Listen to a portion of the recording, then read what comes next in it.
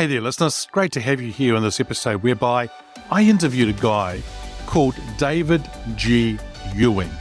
And David shared with me a whole lot of stuff around leadership because you see, he's the founder of an organization called Motiv.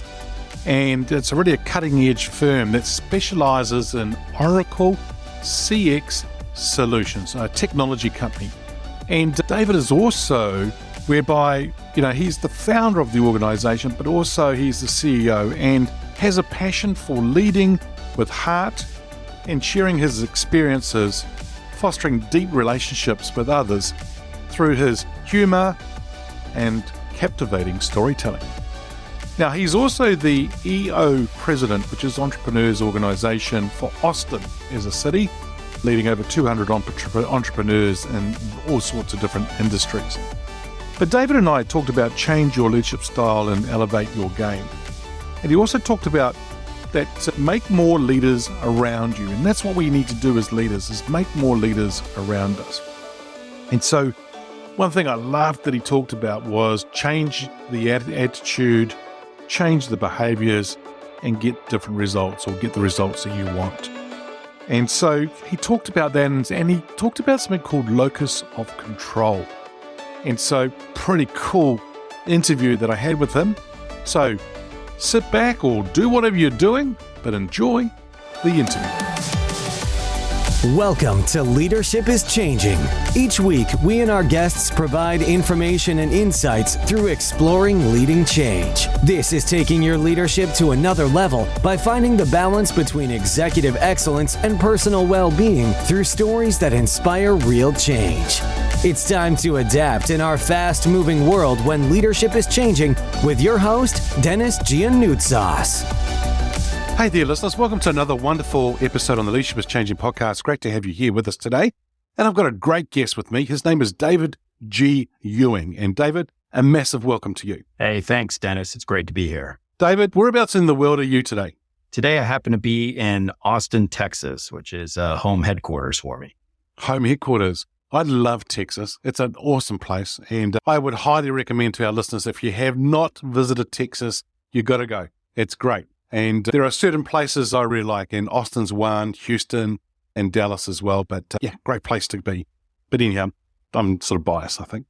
Well, thanks, Dennis. Yeah, the word Texas actually means friends. And what I found, because I'm not a native Texan, is that you don't have to be from Texas to be for Texas. There you go. That's good. Yeah, very good. Now, I've given the audience, or our listeners, a little bit of a background in the show opening, but what I'd love to do is hear a little bit more about David and a little bit more about your background.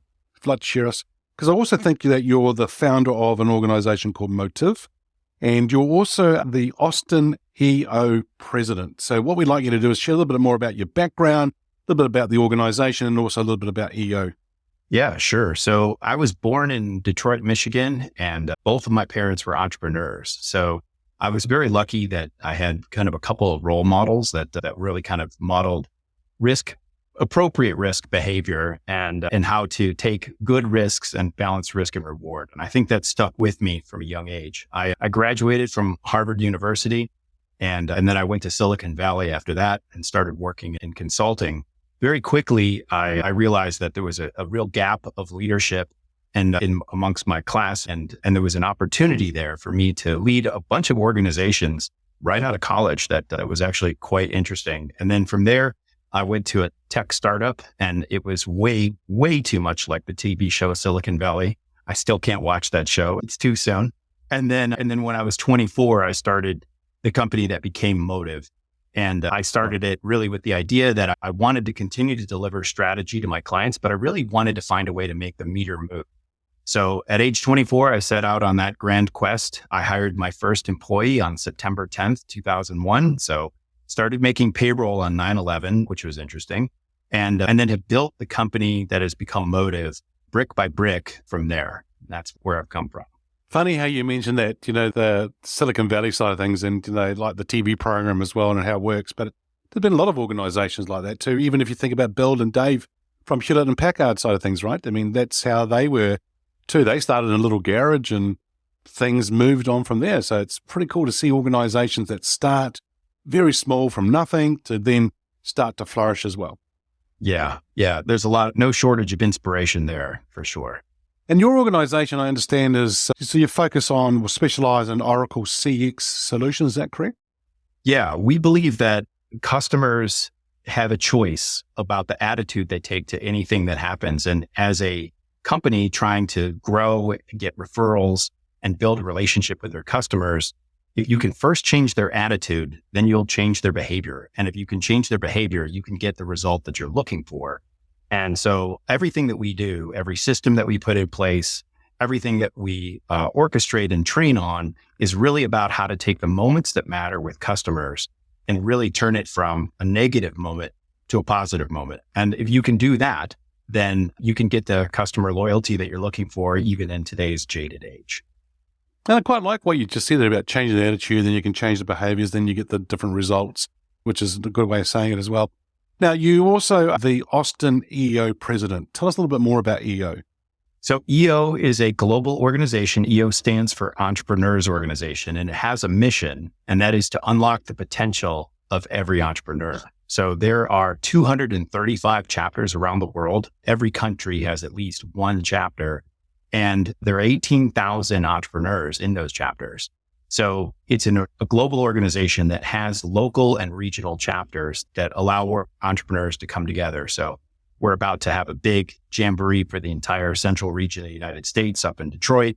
And then in Austin, we have 215 members that are members of our Austin chapter. And so it's a real chance for entrepreneurs to learn from one another, to pool their resources around training and growth, and to develop themselves as better people, as well as better entrepreneurs. Excellent. Is there a criteria for you to be part of that organization as well? Yeah, you have to be a founder. So you can't, nothing wrong with people who have a business that they were, inherited. But if you inherit the business, you don't qualify. You have to, and you can't be a hired CEO. You have to be a founder. And the other criteria is that you have to have over $1 million in revenue to join EO. And some chapters have an even higher threshold. So Austin, for example, you have to have over $2 million in revenue to join EO Austin. Yeah, cool. And I think we've got a chapter here in New Zealand. It's a couple wonderful chapters. Yeah. Cool. Very good. Alrighty. So tell us a little bit more about your background. What else have you done? What else have you've got and you'd like to share with us? Well, the start of leadership for me is kind of funny because I went to this American high school that was famous for football, and I had some really great guys on the team with me, but I was the nerdy, studious one. And the coach was this incredibly intimidating, but really wonderful man who was kind of like the Godfather straight out of the movie. And he looked at me one day and he said, you seem like a smart kid. Can you take the notes? And I was like, notes for what, coach? And he said, well, we're going to have a leadership awareness class and I want somebody to take notes. And so what that turned into was he had 4 6 a.m. sessions where everybody drove in and got to school at 6 a.m. And he had some amazing guest speaker come and talk about leadership to a bunch of 14 to 18 year olds. And it turned out that for 4 years, I took all the notes. And there were some amazing people that came through there. So professional football players, college players, but also civic leaders, media folks, alumni that were distinguished, lots and lots of different people. And after 4 years of taking notes on leadership, there's kind of some formative time. It really taught me a lot about what I should be doing. And of course, it taught me a lot about what I wasn't doing along the way, because I certainly made plenty of mistakes. But, it was a strong foundation. And I think that's what really kind of gave me the impetus to study leadership and to consider myself a leader and to continue to strive and grow as. Yeah, cool. And so that's how you got into leadership as well, is it? I mean, you could study it and learn it, but what else got you into leadership and business side of things? What else did you do? Well, there's that Yogi Berra saying that, in theory, there's no difference between theory and practice, but in practice there is. And I think what I've learned pretty early, in fact, I think I was in my second year of high school, they put me in charge of a junior varsity team. And I just made an absolute mess of it. It was an absolute, I think all the kids on the team hated me. By the time they were all my friends before the season started and they hated me. And by the end of the season, and I really made a mess of that. And so I started to realize early on that, there's a pretty big gap between theory and practice. And so it was something that I kind of got excited by. And to me, when I went off to college, I think what I noticed was that it was a chance to start over. It was a chance to wipe the past clean, which was a welcome opportunity for me where I'd made a mess of things. And so I got a chance to do that, make some different choices and come out of college with a dramatically different result, which was refreshing. And I think that every single time I've had a chance to make a life change, of course, the next big change in life is your first job. It's just amazing what you can do when you have that clean start. And if you are really thinking about it from a leadership perspective, you can really change your leadership style and really elevate your game because you're not trapped by your previous bad decisions. And for me, it was kind of very liberating to do that and make those big moves. Yeah, it's actually quite good. There's actually a documentary here. I think it's called Chase Greatness. I think it is, or Chase Great. And it's the ex-New Zealand All Blacks rugby captain who became world champion a couple of times. And he talked about how he would reset before every match. And so it was really quite interesting. So it's like a bit like a clean start, as you say. You didn't have to have that baggage from other games as well. It was always a clean start. Now, when you mentioned Yogi Bear, I thought, whoa, he just did the coach, the Godfather's voice. He's going to do the Yogi Bear voice as well. So, no, that one I'm definitely not going to do. Fair enough. The idea of letting your past go is, I think, a prerequisite for good leadership because I don't believe that there's such a thing as a natural born leader. I just fundamentally don't believe it because I've never seen one. I've seen lots of great leaders, but if I really get to know them, they're as human as the rest of us and they've had their mistakes as well. And so to be a great leader, I think you have to start as a bad one.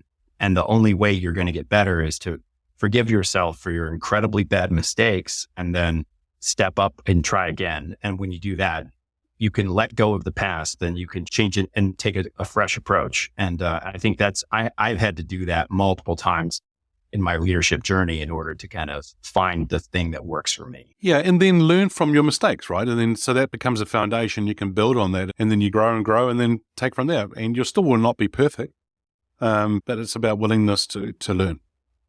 Absolutely. Yeah. Now, this person could be alive or from history. So, David, who's your favorite leader and why? I thought about this question because I listened to several episodes of your podcast, and I have two. Am I allowed two? Can I give you two? Yeah, all right. Sure. Okay. All right. So I narrowed it down to two. The first one is a woman who lived in the United States in the American South before the Civil War. No education, couldn't read or write, and she was Black. And she was a slave, and she escaped and went to the North and decided that it was just such an intolerable condition that she would become part of the American, the Underground Railroad, and to ferry people back from the South and help escaped slaves make it to the North. Her name was Harriet Tubman. And the thing that I really admire about Harriet Tubman was just her incredible determination to do something when really nothing on her resume would have indicated that she had the capability to do that. There's no education, no ability to even read street signs. And yet here she is risking her life going back into a deep South where, had she been caught, the ramifications would have been horrible. And in her several years of running the Underground Railroad, she never, ever lost a single passenger. Not one person that decided to escape ever failed to escape under her watch, but she did some incredibly draconian things. Like, for example, when people would get cold feet and say, actually, I think I need to go back, she knew that it was too late. And if they went back, they'd be tortured and all of their contacts, resources, and locations would be given up. So she'd pull out a pistol and put it right in their face and say, dead people don't tell any tales, and convince them to stay. And by making sure that there was no turning back, she made sure that the organization stayed intact. And I think that kind of level of determination is something that's so hard to grasp, to have that willingness to do something like that for your cause, that I can't help but just admire the steel in her spine to go along with everything else that she had. So Harriet Tubman, definitely one of my top heroes for just the sheer determination and grit. But, talking about that idea of letting go of your past and starting over again, one of the people that I'm always in awe of is someone who is definitely probably not a first pick for many people. And that's Erwin Rommel, the former Nazi general who was the Desert Fox in the beginning of World War II. And the reason I admire him so much is obviously not because he was a Nazi, but because after 2 years of, running things for the Third Reich, he realized he was on the wrong side. And I think a lot of us get into situations sometimes, and it's that old story about the lobster in the pot where you didn't know what you were getting into when you get into it. And then all of a sudden you're there and you realize, oh my gosh, this is horrible and I'm on the wrong team. And so what do you do in a situation like that? And if you're Erwin Rommel, what you do is you join the resistance and you come up with a plot to assassinate Hitler. And unfortunately for him, it failed and it cost him his life. But, the conviction to undo the behavior of and his past of what he'd done and the commitments he'd made and reverse himself, that had to have been incredibly difficult. And, the courage of his conviction is something that I just can't help but admire. Yeah, amazing. Both of them are great stories that you've just shared there. Great examples. Thanks. So here's another question for you. Now, you choose which one of the two. So if you were sitting on a park bench with one of them and having a coffee, what would be one question you would love to ask them?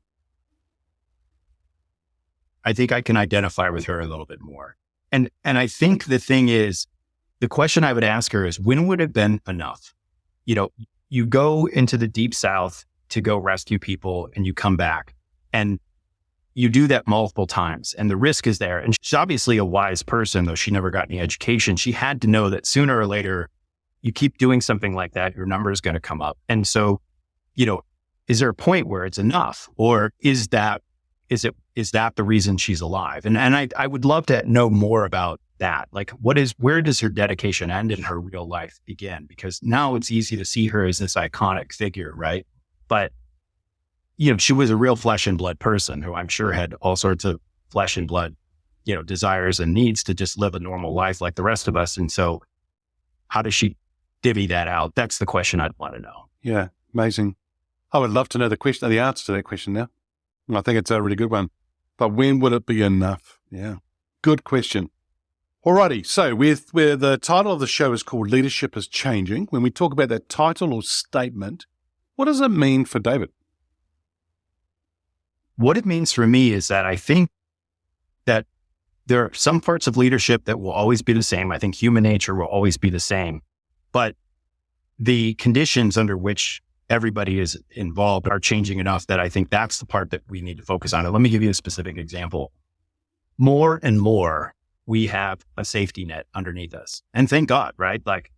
We have insurance, we have, government social welfare programs in every state and country, and we, in the West at least. And, these things allow us to make sure that, we're always kind of taken care of. And the more we're taken care of, the more that I think what happens is we start to see the world as a place where it happens to us. And it's not such a bad thing, right? Like, the world takes care of us, then the government takes care of us, our parents take care of us, that, there's, people obsess over their kids and, make sure that they're okay. And I mean, I'd wrap mine in bubble wrap if I could. But, the downside of that is that when you believe the world influences you and not you shaping the world, then, there's a term for it. And I think that I've heard it called the locus of control. And so it's this belief that the locus of control is outside. And anybody who is a leader can't be a successful leader unless they're making more leaders around them. I mean, that is the number one job of every leader, is to make more leaders. And when you have people who have a locus of control outside, then you're doomed to fail, because you can give them all the autonomy in the world. You can say, I'm not going to micromanage you, and go forth and prosper and make it happen. And they will utterly fail. And it's not because they're not intelligent. It's not because they lack, work ethic or moral character or any of those other things. It's because they simply are waiting for someone to tell them what to do.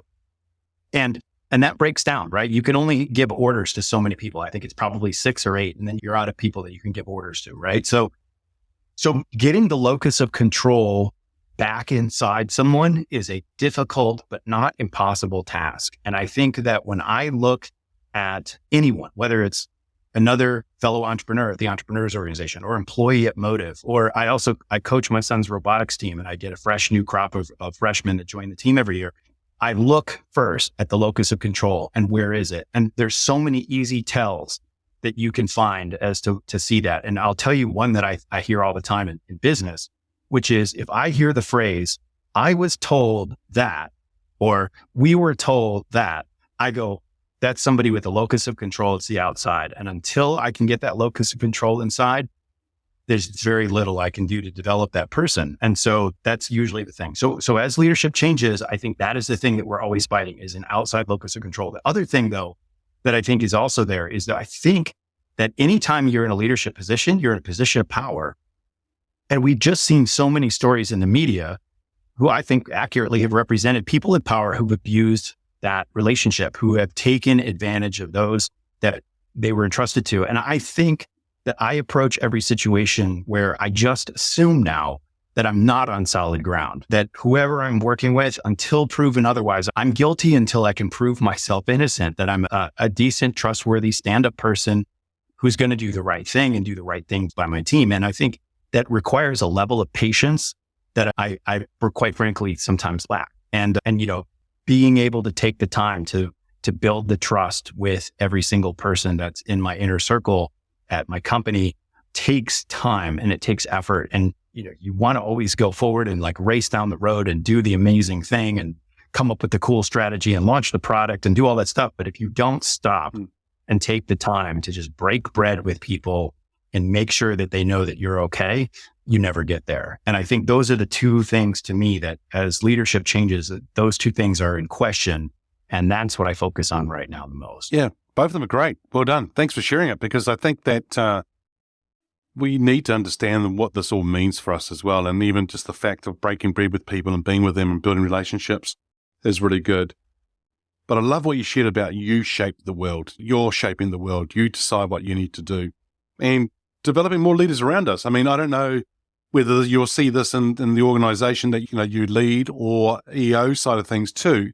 How many times have we heard the story, I invested so much into them and then they left?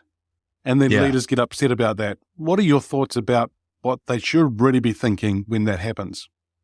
It's not my idea, but I saw a counter to that somewhere that says, what if you don't invest anything in them and they stay? Yeah. Right. So, and so that's always the thing. I mean, look, I go back to the Harriet Tubman idea of her risking her life for her cause, right? Her beliefs. And so when you have a business, obviously one of the core things about every business is to make money. There's nothing wrong with that, but we're all doing something because it was our choice that this was the way we were going to make money. And so when you invest in someone and then they leave, yes, it's frustrating. Yes, it hurts. But what was your bigger cause as a leader? And if it was to make more leaders and you did that, then you can't be completely upset, or you shouldn't be. And you should give yourself a pat on the back for developing another self-starter, another leader, and making the world a better place. And I think that's important to recognize, because I have been that person. I have been there when someone that I spent blood, sweat, and tears on then picked up and left and went to my competitor.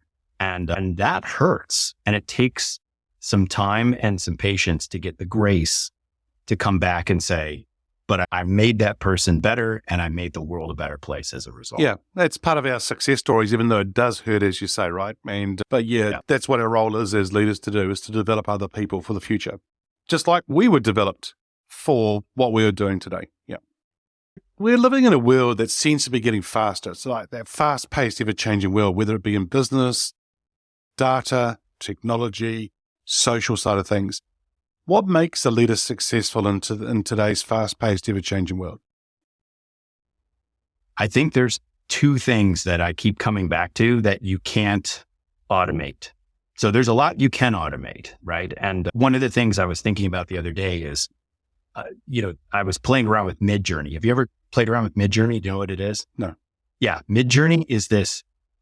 You register, you spend your $10 a month, and you can put in a description for any kind of image you could possibly imagine, right? The sky is the limit. And within 1 minute, it produces a photorealistic image of that. So somebody showed it to me. He was doing a marketing campaign, and he said, I want a monkey in a tuxedo, cinematic, and, in a ballroom. And we put it into Midjourney, and in 1 minute, we have this wonderful image, and it ties into his whole campaign. And it was really funny. And it was great. So you look at that and you go, oh no, what if you're in graphic design? Does that mean that your life is over and that no one will ever love you again because we can now do graphic design with Midjourney? And the answer is no, actually quite the opposite, because the thing that you need as a leader going forward is you still need to have the imagination, or some people call it the vision, to do something with it, right? So we are now at a point today, not tomorrow or in the future, where you can get any image you want in 1 minute.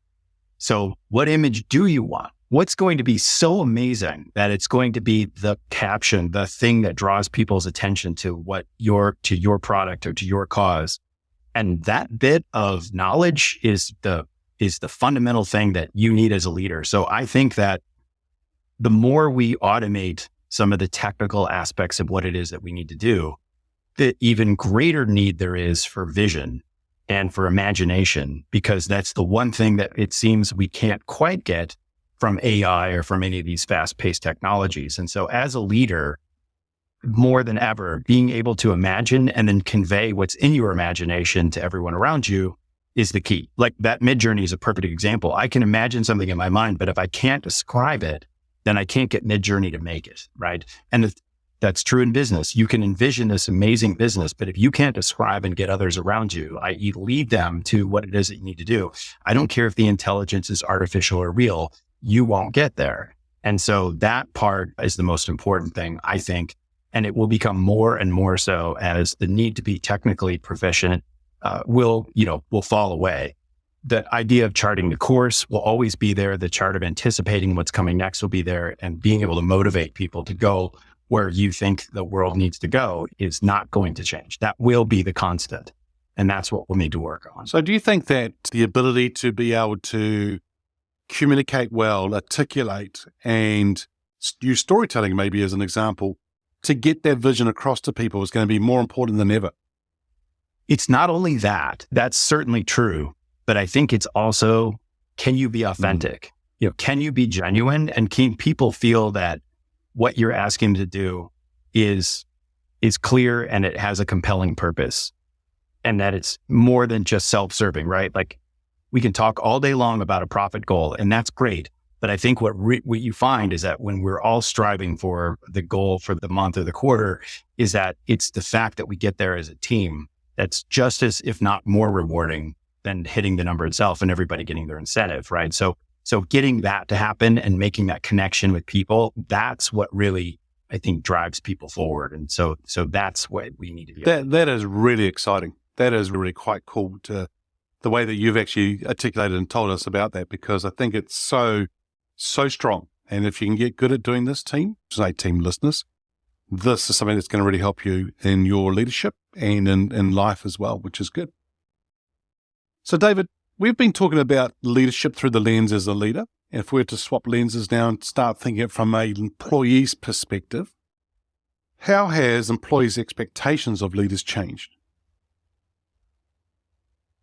This is one that I struggle to answer because, when I was an employee, I always had this vision that I would be an employee for a very short period of time. I wanted to get out and start my own thing, probably because my parents were both entrepreneurs and I just felt like that's where I should be. So I took the job to learn. And I think if you are an employee, if you're not, running your own company, there's nothing wrong with that. That's totally fine. But it's important to think of yourself almost as if, I don't care how long you've been at the company, you're a freelancer because you could walk out tomorrow. So what are you doing? Why is this the right path for you and your life? And if you bring that locus of control inside and say, hey, I'm going to shape the world around me, there's nothing wrong with shaping the world around you while you work at someone else's company. That's totally great. In fact, I think if in the right company, I would love to do that. But, the idea is that you have to then own the experience and take control of it. And I think that's no different than if you're in the CEO seat, or if you're in the number 2 or 3 seat, or if you're controlling a division or a department or even a small unit team. You have to control the world around you, and you at least have to have some kind of reason to get up in the morning to go after something that you feel is bigger than yourself. Yeah. And David, I think there's a lot of people out there today who have jobs, but they're not sure why they're there. Because it's a job. I'm getting paid, so I'm getting some money in. But they're not actually living their full potential possibly. And so I think for a lot of them, they're in what I call autopilot. They're not doing what they're doing. They're not being deliberate. That's the thing they need to be, is being deliberate and taking control back. And then there are people who are overwhelmed and there's so much going on for them. But once again, they feel like they're out of control, but they need to take control back. Interesting, eh? I think where that comes to for me is that we're either going to have regrets about the things that we did do or regrets about the things we didn't do. And I don't think there's anything wrong with regret, by the way. I think I have tons of regrets. There's things I wish I did. There's things I wish I hadn't done. I regret them all. These people who say I live with no regrets, I don't know who they are or how they do that, but that's not me. I'm always evaluating what I'm doing and realizing I could have done it better. And therein lies the need for regret. The thing that I kind of look at, though, is that whatever position you're in, if you're doing something, like Harriet Tubman had a job, she didn't care much about it, but her purpose in life was, all about the times where she just left the job and went off and did her thing. That's totally fine. I think that's all right. But to me, the idea is what I'm trying to do now at my core is trying to make sure that I can live with my future regrets. I know I will have them, but I sure want to make certain that the regrets that I have aren't because I didn't go for the thing that I wanted. And at the same time that I wasn't reckless about it as well. So it's a fine line to walk. But I think that's the key thing is you're sitting there kind of going, why do I have the job that I have? Fast forward and imagine yourself 20 years from now. What are you going to regret? And if you think you're going to regret something, boy, it's time to make the change now, because time's not slowing down. And it's now for it to happen now. Don't wait, because time says, you say, it's just going to fly by. Yep. Yeah. Talking about time, if I was to get you to get your crystal ball out right now and think about the future, where do you see leadership being in 5 years? I think that leadership in 5 years will continue to revolve around helping people see their locus of control. I think leaders always have to do one thing, and that is make more leaders. That's just that mentality is, I think, the number one thing you can do as a leader. And I think it is completely self-serving, even if a percentage of them leave, because while they're with you on your cause, you're going to get so much more out of having a fellow leader nearby than you are from the world's greatest follower, because the world's greatest follower takes too long to manage. And even a moderate leader is going to help you make decisions that you can just make sure they're going to make decisions that you can count on. And I will admit, I am a recovering control freak. So it is hard for me to do that. But I have found that the only antidote to control freaking is making sure that I can teach the people around me to lead the way that I want them to lead. And that has been the one antidote that has helped. So I think that, what are we going to see in 5 years? We're going to see the need to make more leaders. What are the challenges we're likely to see at that point? I think it's going to be locus control and integrity. I think those are the two things that we constantly have to work on, because you can get AI to answer a bunch of technical problems for you. That's awesome. You can hire people that, you don't need the A, you can just have the I, and you can solve problems. That's great. But if you don't know where you're going and no one believes in the solid ground that you're putting underneath your feet to get there, you got no shot. And that's what a leader's got to be able to do. So, David, it's been a real pleasure talking with you today. Thank you for joining us. If our listeners wanted to get hold of you, where should they go? The number one way to get a hold of me is at my company website, which is motivcx.com. That's Motiv without an E, so MOTIV. cx.com, or I'm on LinkedIn, and my LinkedIn is David G. Ewing. So it's linkedin.com/in/David G. Ewing. Awesome. We'll put those into the show notes. The listeners can refer to that, so that'd be good for them to do that. But once again, David, it's been a real pleasure talking to you today. So thank you so much for joining me. Hey, thank you, Dennis. It's been a pleasure. There you go, listeners. Well, your role is to actually go out there and make more leaders. We're talking about locus control and integrity. So go ahead and have a listen to this episode once again if you need to. But if you can change attitudes and if you can change behaviors, then you're going to get different results for sure. There you go. It's always a pleasure being with you. Thanks for joining us. Until next time, bye for now. Thank you for listening to this episode of Leadership is Changing with your host, Denis Giannoutsas. Each week, we and our guests provide information and insights through exploring leading change, inspiring executives and leaders to adapt and lead a bigger game in a fast-moving world.